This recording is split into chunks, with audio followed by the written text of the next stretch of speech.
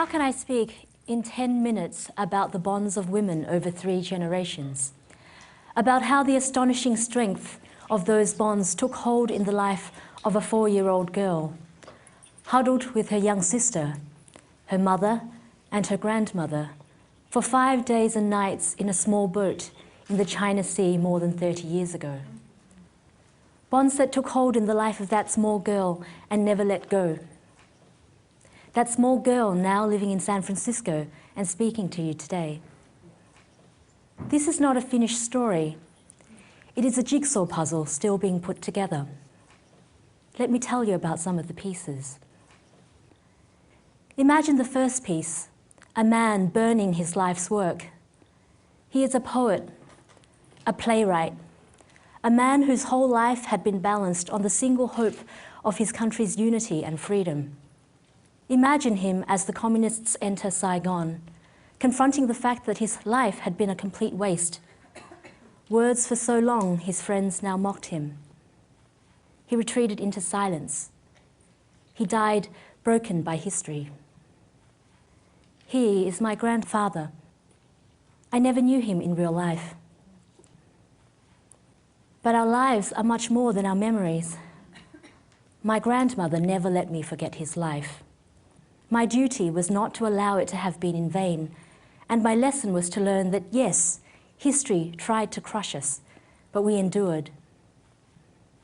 The next piece of the jigsaw is of a boat in the early dawn, slipping silently out to sea. My mother Mai was 18 when her father died, already in an arranged marriage, already with 2 small girls. For her, life had distilled itself into one task, the escape of her family and a new life in Australia. It was inconceivable to her that she would not succeed. So after a 4-year saga that defies fiction, a boat slipped out to sea disguised as a fishing vessel. All the adults knew the risks. The greatest fear was of pirates, rape, and death. Like most adults on the boat, my mother carried a small bottle of poison. If we were captured, first my sister and I, then she and my grandmother would drink. My first memories are from the boat. The steady beat of the engine, the bow dipping into each wave, the vast and empty horizon. I don't remember the pirates who came many times but were bluffed by the bravado of the men on our boat, or the engine dying and failing to start for 6 hours. But I do remember the lights on the oil rig off the Malaysian coast, and the young man who collapsed and died, the journey's end too much for him.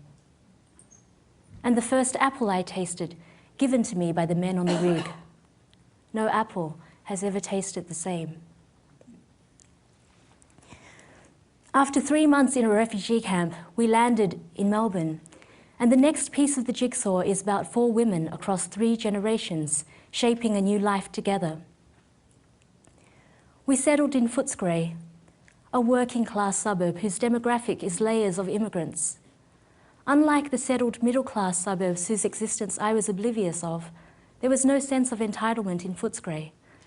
The smells from shop doors were from the rest of the world, and the snippets of halting English were exchanged between people who had one thing in common. They were starting again. My mother worked on farms, then on a car assembly line, working 6 days, double shifts. Somehow she found time to study English and gain IT qualifications. We were poor. All the dollars were allocated, and extra tuition in English and mathematics was budgeted for, regardless of what missed out, which was usually new clothes. They were always second-hand. 2 pairs of stockings for school, each to hide the holes in the other. A school uniform down to the ankles because it had to last for 6 years. And there were rare but searing chants of slit eye and the occasional graffiti, Asian go home. Go home to where?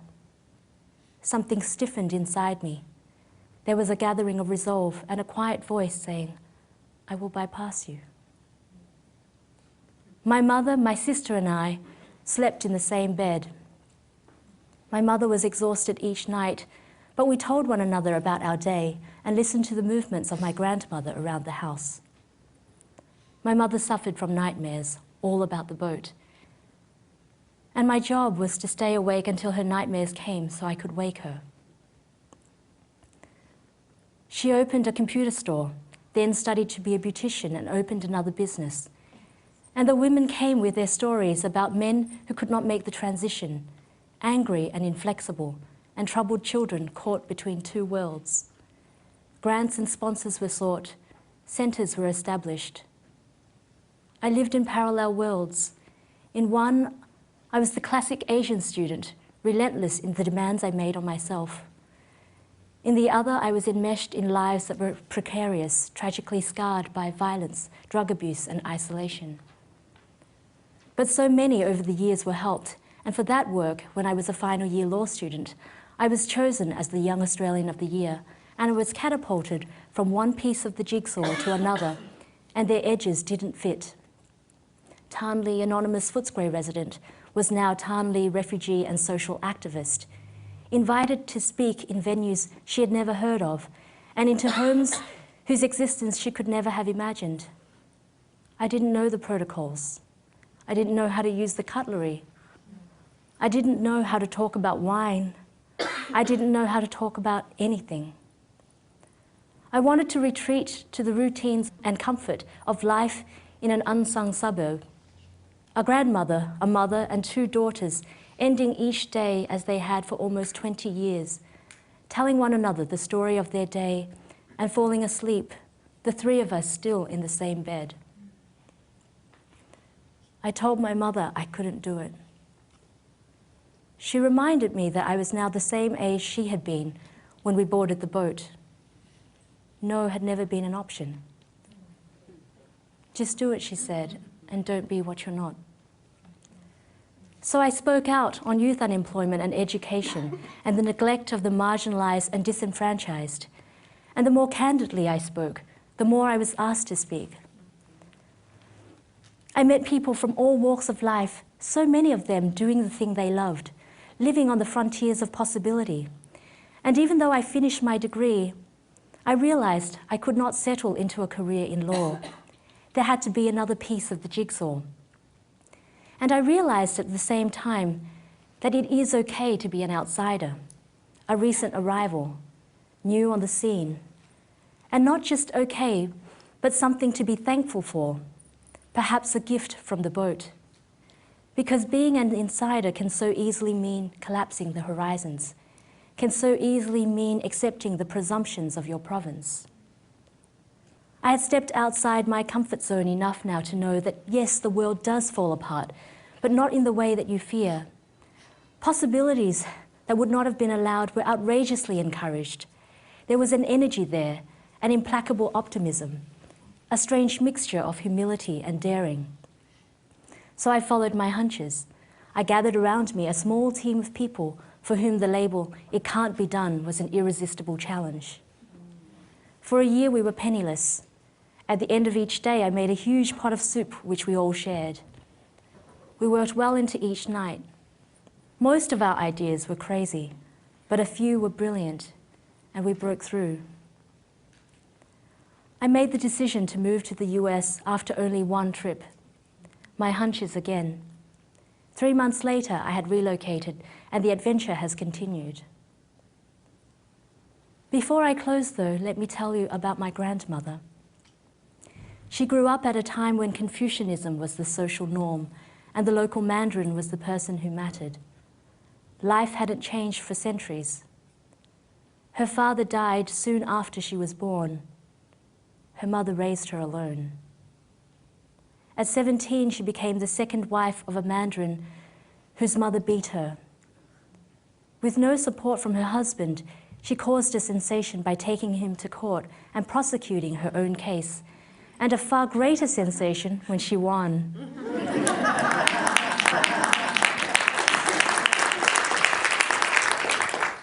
It Can't Be Done was shown to be wrong. I was taking a shower in a hotel room in Sydney the moment she died, 600 miles away in Melbourne. I looked through the shower screen and saw her standing on the other side. I knew she had come to say goodbye.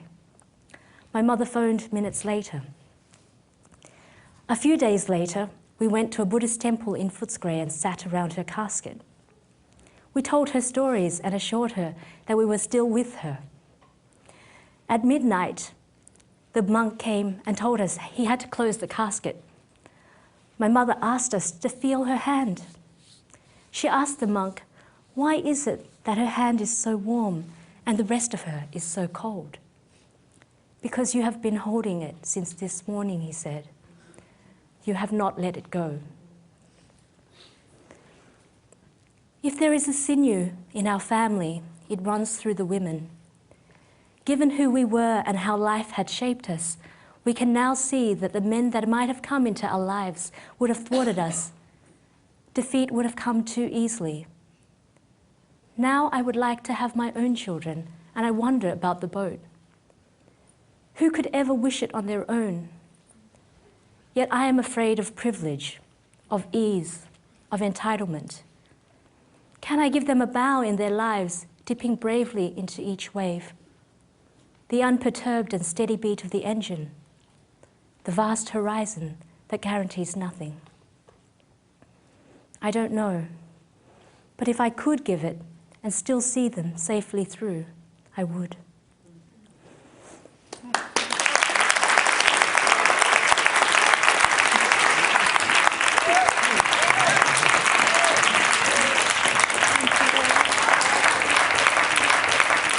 And also, Tan's mother is here today in the fourth or fifth row. So